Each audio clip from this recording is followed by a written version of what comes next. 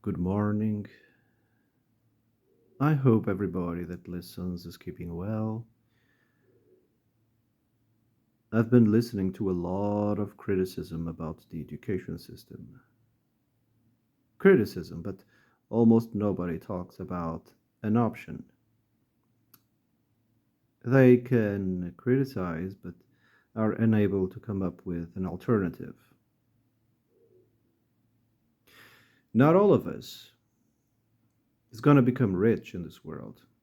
Not all of us is going to become an entrepreneur. Not all of us can become an entrepreneur or can become an investor. Not all of us can become a famous person like an athlete or an artist. That is the exceptions. Most of us is going to become a salary person. That's just reality. And the education system is for that purpose, to help people find a place in the world to make ends meet. If you seek education, it's not in the education system that you'll find it. By the way, we should change that name because it's not correct. It's more of an indoctrination system. This system creates a demon in people. A demon is a repository of knowledge, empirical knowledge. That empirical knowledge will help you work, whatever, you know, type of work you'll do. It's a daemon, it's a repository of empirical knowledge. It will help you through your life. That's the purpose. Most of entrepreneurs and investors, they either come from old money or they were lucky and actually bypassed the education system, meaning, I don't know, around high school, they came up with an idea and just went for it.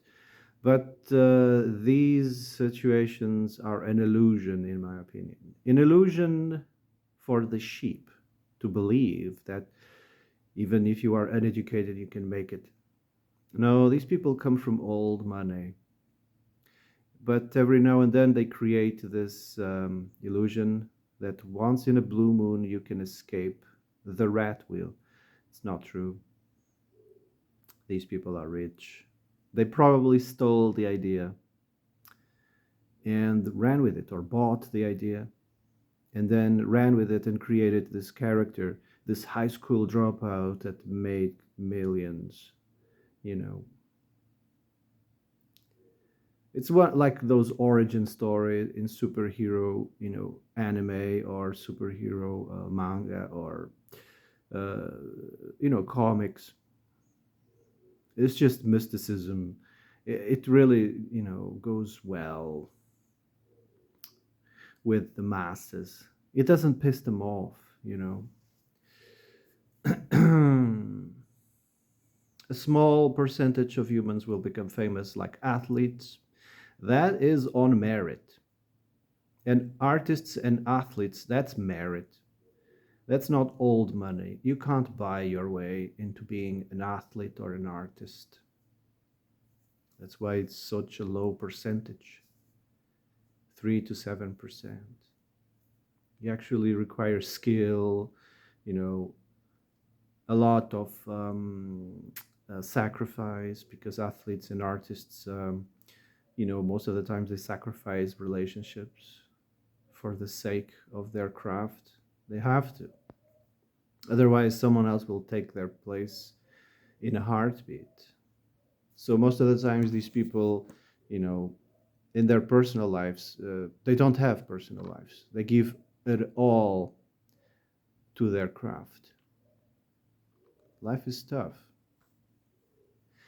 The schooling system doesn't teach you how to be a thinker, doesn't want you to be a thinker. They just want you to be a follower, someone who follows, your CEO, someone who follows your, chief, follows. It's not a person who knows how to sell. They don't tell you, they don't show you, they don't teach you how to sell, how to think, they don't teach you how to negotiate. They don't teach you how to face failure, for instance. They don't teach you how to invest, how to manage money. You're a failure and that's it. Go find another job. They don't teach you how to manage your taxes. Well, there's no escape for the working person, for the salary man, because they tax you at the source. They tax you immediately as you make some you work. They immediately tax you. You don't even see that money. So, what's the purpose of taxes? Well, is to keep you poor, of course, to keep you on your track. It's like a pyramid, like a caste system. Sorry, it's like a caste system. They want to keep you on your caste. Taxes is for that purpose. And if, for instance, the world goes digital, it will be easier for them to control that caste system. The reason why they put forward the digital money is to make you used to having a digital wallet and no doubt I'm not denying that people are getting rich, but this is just smoke and mirrors. Some people are getting rich, but again, once in a blue moon, right? But the digital money is essential for the social credit score. And calculating your taxes, I mean, if it goes forwards, you won't be able to avoid them. They will snatch that income directly from your bank. Because digital money can be coded, they can also choose or disable your money anytime they wish, the caste leaders. So, anyway,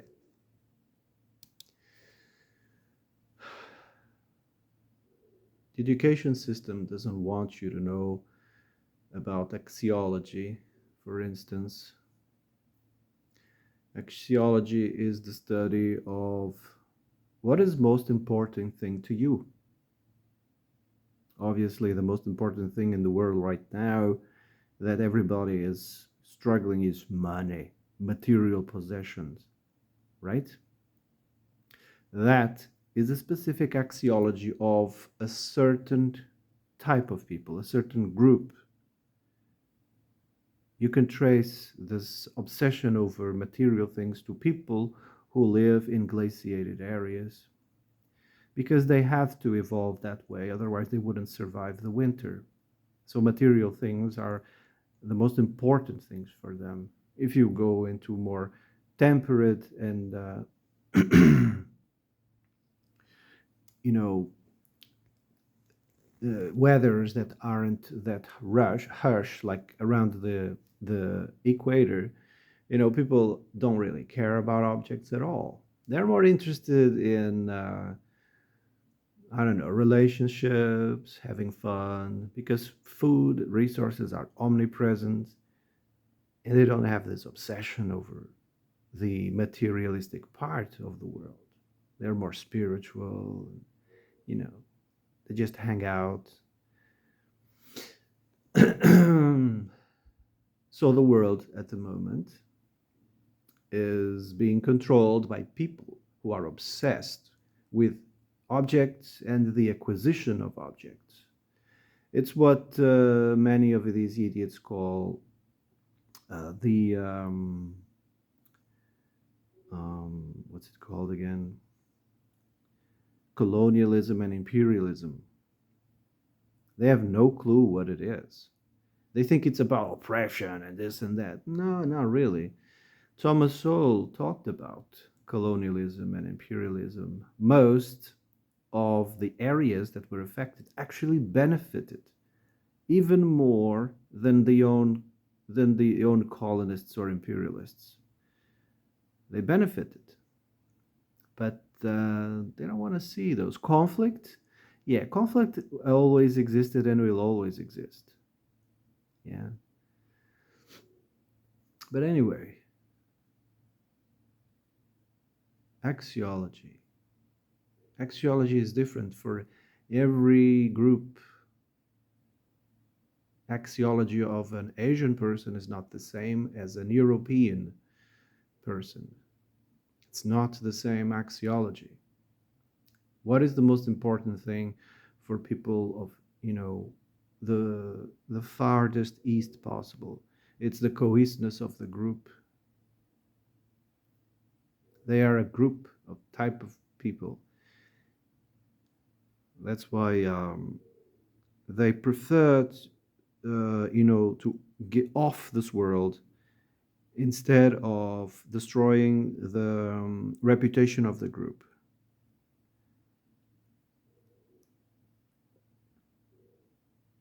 The Japanese, they used to slice their entrails instead of being, in shame or captured by the enemy. They would shame them.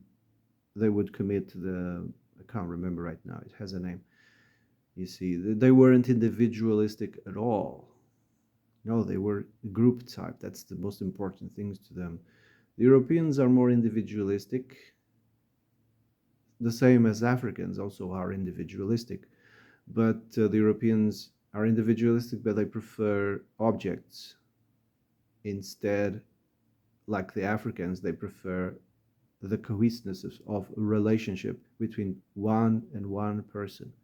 That's the most important thing to an African. If you, for instance, an African person gets dissed, disrespected, that's the breakup of this relationship for them is the same thing as an European losing millions or an Asian losing, respect for the group. It's the same thing for them. You know, it's really really tough when they get disrespected in the relationship, a one-on-one relationship. So anyway, if you look at axiology, you'll also see the way it reflects on how their science works. For instance, what is the most important thing, and you will find it reflected on their science, their culture. You'll see it everywhere. It's almost like the archetype of. We are almost observing how are dissecting the archetype of humanity. And then next to axiology, we have epistemology. What is epistemology? How one knows something. How does he get to knowing something? The Europeans, for instance, they are obsessed with counting and measuring, and you can see this in their science.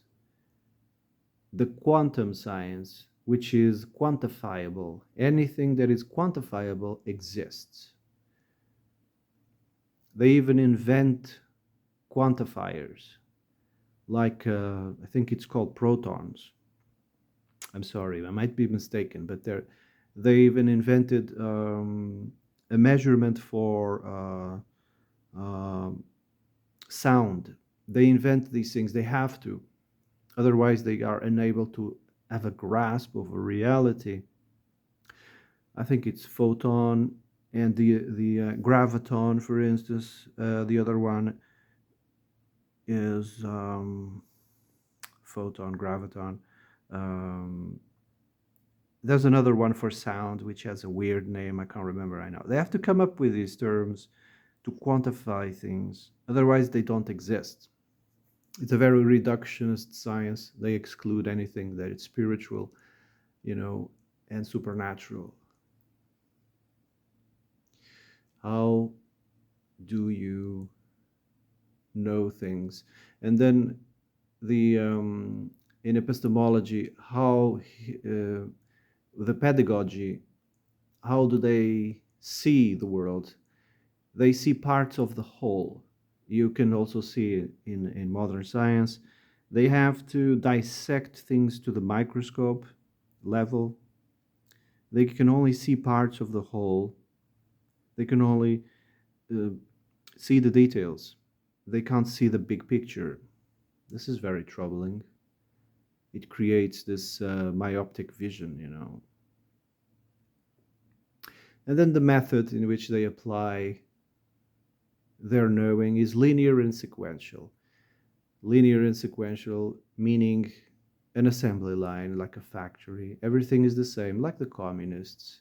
Everything is the same, everything is repeatable, you know, and there's no creativity, you know, no holiness, nothing. It's just this dry, repetitive, linear, and sequential, and everything has to be counted and measured, dissected to the smallest atom. That's where the atomistic, you know, view of the world comes from as well. There's only been two postulations of how the universe works: the atomism, which is not logical, it's illogical, and it doesn't match reality. And then there's the ether, although modern scientists are twisting their science to fit, to encapsulate as well the ether, but they call it different names. They can't say ether because it's like um, a blasphemy saying the ether. You know, they've been fighting for centuries against facts, logic, and wisdom, and now there's certain words they just simply can't say.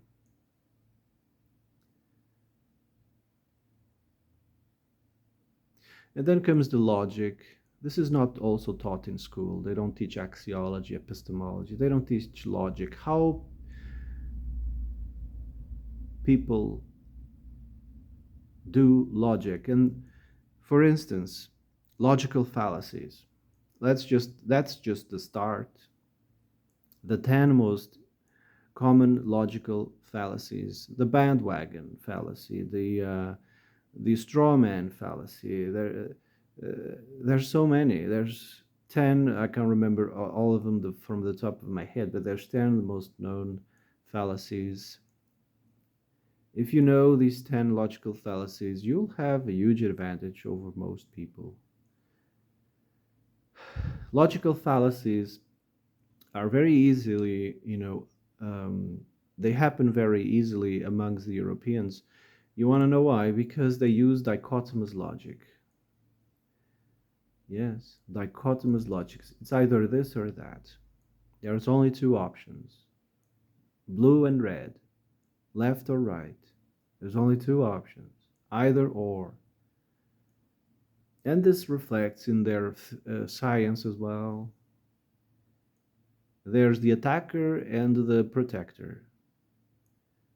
Like the immune system, they think it's a system that defends. And then there's the attackers. And then the immune system defends. And then we create this to help the immune system fight off the invaders. That's not how the world works at all.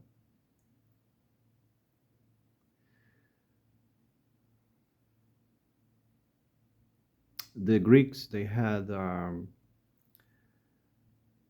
triad to help people brace through the world, brace through bullshit. You had to know these things in academia: the logos, the ethos, and the pathos. You had to pass the information through these three. The logos, it's logical, rational, and divine. And then there was the ethos. The ethos was ethics, morality. So, first, is this logical? Is this rational? Then they would say, is this morally acceptable? They had to go through this process. And then there was the pathos. The pathos was something to be, you know, on your toes about. Pathos. Pathos is all about emotional. emotions and chaotic feelings. Meaning, to go through information, you have to see if it was logical and ethical. And then you would observe, not listen to, but observe, keep your eye every time in the emotional and the chaotic. You keep your eye on it, but you don't listen to it. It's something that happens in modern world. Evil just thrives because good people do nothing, right? Because good people just don't see it. They are not paying attention to it. So you have to keep your enemies close, your friends close. That's how it says. That's the saying. You keep your friends close, but your enemies even closer, meaning you are constantly looking, overlooking, paying attention to the pathos, but never listening to it. Never. Once the pathos makes a move, you're already one step ahead of them. Do you understand?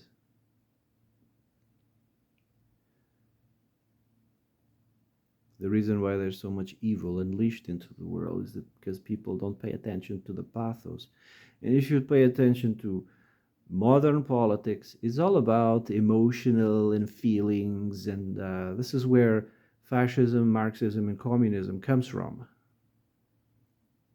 Marxism is envy, lazy, entitlement. Fascism is about fear and despair, impose impose one's worldview on people. Communism is about chaos, instability.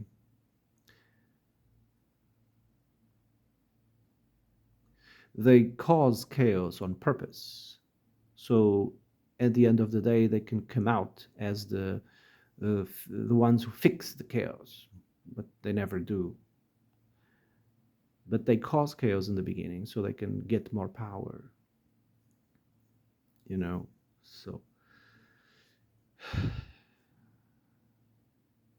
the education system is the way it is, and it will never change.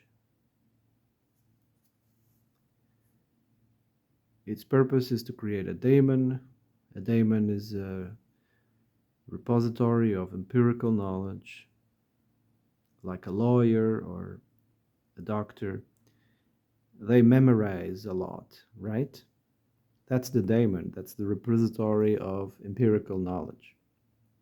They don't think outside the box at all.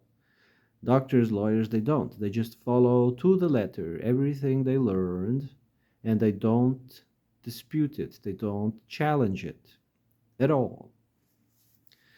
That's the daemon. They are following the daemon.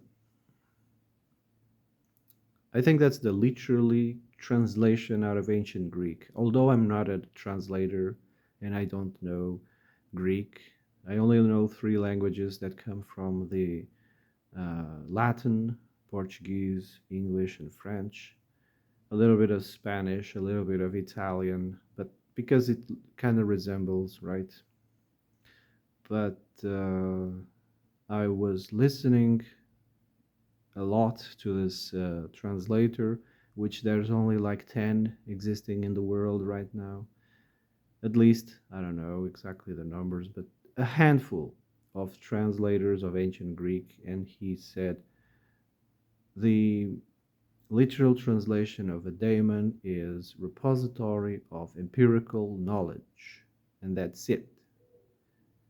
Later, the Judeo Christians distorted the term daemon and they said, yeah, it's a demon, with that, it's evil and does bad things. Yeah, it's true. They kind of are half right about that because the empirical knowledge without any wisdom can become very destructive. Empirical knowledge without any wisdom, meaning any critical thinking, can become very destructive. Look at what happened in these past 4 years. People in the institutions just follow what they've memorized. They don't think critically. That's why all these theories exist in the schooling system. like the theory of the infectious diseases, the theory of, I don't know, there's so many theories. Those are daemons. The contagion theory, it's been disproven like 100 years ago. But they keep hammering this down. Why? Because these daemons are excellent for the cohesiveness of the establishment of the group. They are there to control your mind. It's like a knee jerk reaction. Yeah. Whenever they need to pull one, they'll say, there's a meteorite coming, and everybody knows what a meteorite is, even though it's a daemon. Meteorites don't exist. But they have all of these theories for controlling the group. It's an excellent way of gathering the sheep, so to speak, gathering the sheep and have them mobilized. That's what the education system is for, and it will never change. If you seek education, you have to do it on your own, in your free time, if you have free time, because you'll be very tired. You will be very tired, you know, every day, malnourished, tired, stressed. You won't have any energy to educate yourself at all. Um, you are almost like a battery for them, and they will drain you every day.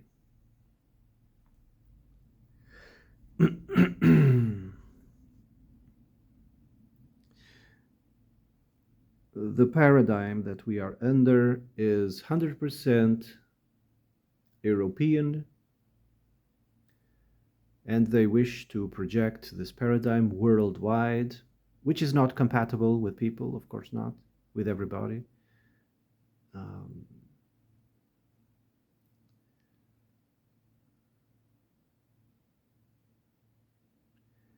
so,